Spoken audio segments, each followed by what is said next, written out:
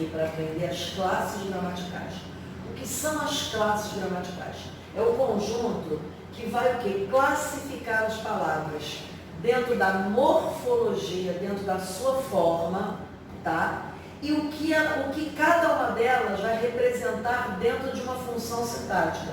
Então, antes da gente estudar a função que essa palavra tem, a gente tem que saber a base dessa palavra, a classificação morfológica dessa palavra, tá? Toda vez que eu falo em morfologia, eu falo em forma. As classes gramaticais são 10. Quais são elas? Substantivo, adjetivo, numeral, artigo, pronome, verbo, advérbio, conjunção, preposição e interjeição. Essas são as classes gramaticais. E todas elas, dentro da função sintática, elas vão trabalhar como termos, sempre os termos de uma oração. Isso vocês vão ver lá na frente, ok? Bom, a primeira classe gramatical que a gente vai trabalhar é o substantivo. O que é um substantivo, gente? É a classe gramatical que dá nome aos seres, né? Ela nomeia os seres. E ela também vai nomear sentimentos, lugares, estados, qualidades, fenômenos, ações. Então, eu coloquei alguns exemplos aqui para vocês terem ideia. Bom, um sentimento, amor, ódio, rancor. Um lugar, Bahia, Polônia, Rio de Janeiro. Estados que nós temos, alegria, tristeza, melancolia. Qualidades, bondade, honestidade, lealdade. Ações, pescaria, corrida, agito. E o fenômenos, neve, nevasca, chuvarada, são fenômenos, ok? Até aí tudo tranquilo? Bom, como é que a gente pode classificar o substantivo? O substantivo ele pode ser classificado de várias formas. E ele pode ser mais de uma coisa, tá, gente? Então vamos com calma. Um substantivo comum. O que é um substantivo comum? É aquele que dá nome a seres de uma espécie, né? Animal, homem, carro, cidade, país, continente. Então é um nome geral, genérico. Agora, quando ele passa a ser um substantivo próprio, ele vai dar nome especificamente a um ser de uma determinada espécie. Então, país, Brasil, carro, ônibus, homem, Paulo, Carlos, cidade, Rio de Janeiro, Belo Horizonte. Então, o comum, ele dá uma forma geral. E o próprio, ele especifica cada um. Ok? Por isso que você tem um nome próprio. Tá? Bom, ele pode ser classificado em simples e composto. Simples é quando ele tem apenas um radical. O que é radical, Eliane? É a base da formação de uma palavra. Uma palavra ela tem um radical e as outras palavras derivam desses radicais. O que também a gente vai trabalhar um pouquinho depois. Bom, então eu tenho aqui, ó, substantivos simples. Flor, tempo, chuva. Substantivo composto é aquele que tem mais de um radical. Então, olha aqui, ó. Couve-flor é um substantivo composto porque ele tem mais de um radical. Passatempo é um substantivo composto porque ele tem mais de um radical. Guarda-chuva é um substantivo composto porque ele tem mais de um radical. Ok? Bom, concreto e abstrato. Essa qualificação, essa classificação de concreto e abstrato, ela dá muita dúvida nas pessoas. Então vamos pensar bem, olha só, concreto é tudo aquilo que representa um ser real ou imaginário. Representou um ser real ou imaginário, ele é concreto. Então, por exemplo, um carro é concreto. Uma cadeira é concreto. Um homem é concreto. Um cachorro é concreto. Aí você fala assim, Deus. Se você parar para falar a palavra Deus, né? As pessoas imaginam o quê? Uma pessoa, fada.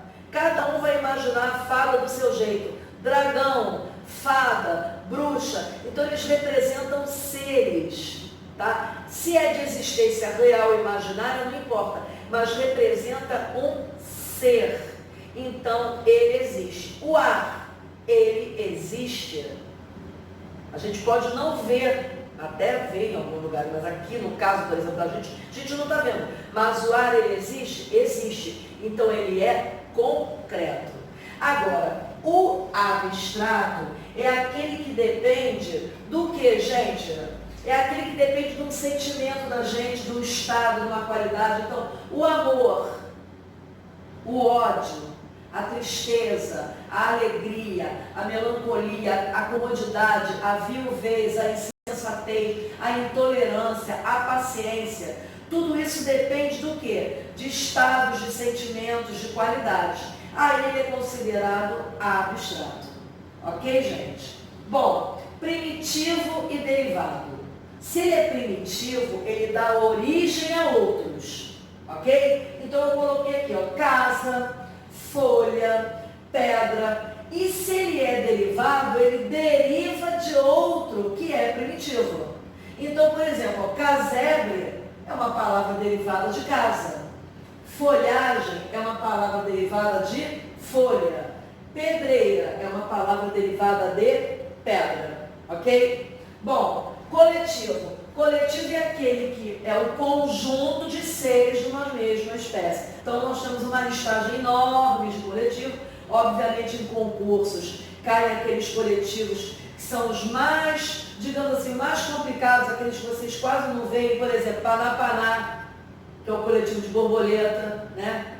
Quase ninguém ouve falar, mas cai muito esse tipo de coletivo.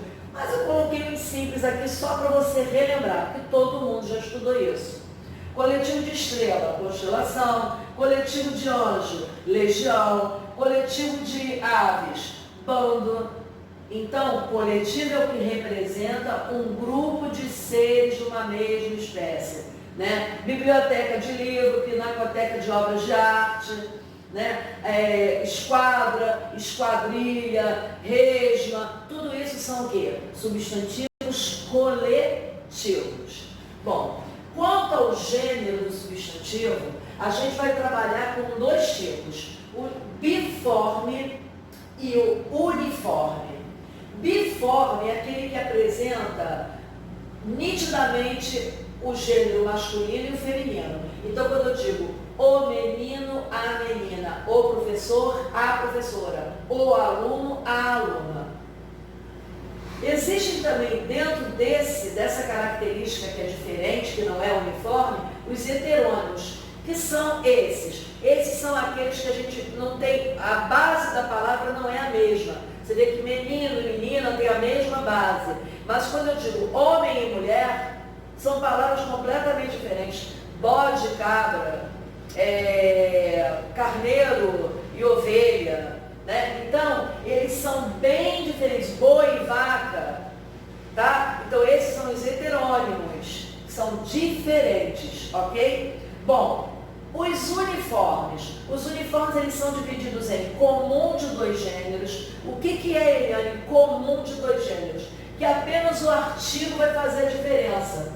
O estudante, a estudante, o artista, a artista. A palavra é escrita da mesma forma, mas o diferencial está ou no artigo ou no pronome aquele artista, aquela artista, ou no artigo indefinido, um artista ou uma artista.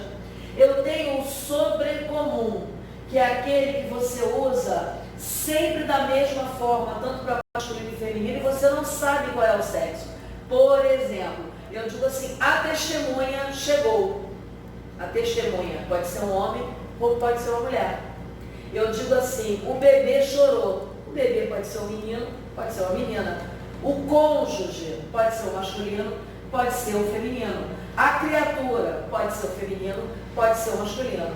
E a gente também tem o epiceno. Epiceno é aquele que a gente usa para animais. Quando você não tem o leão, leoa, você tem a diferença de feminino e masculino. Então, por exemplo, jacaré macho, jacaré fêmea, cobra macho, cobra fêmea. Então, o substantivo, nesse primeiro momento, nesse primeiro contato com a gente está trabalhando a classificação de cada um deles, né? E o gênero de cada um deles. Mais tarde nós vamos trabalhar com o quê? Com o singular plural, para a gente ver bem como é que fica isso, né? E vamos ver como é que ele se encaixa dentro das frases. Tá bom, gente? Até uma próxima aula.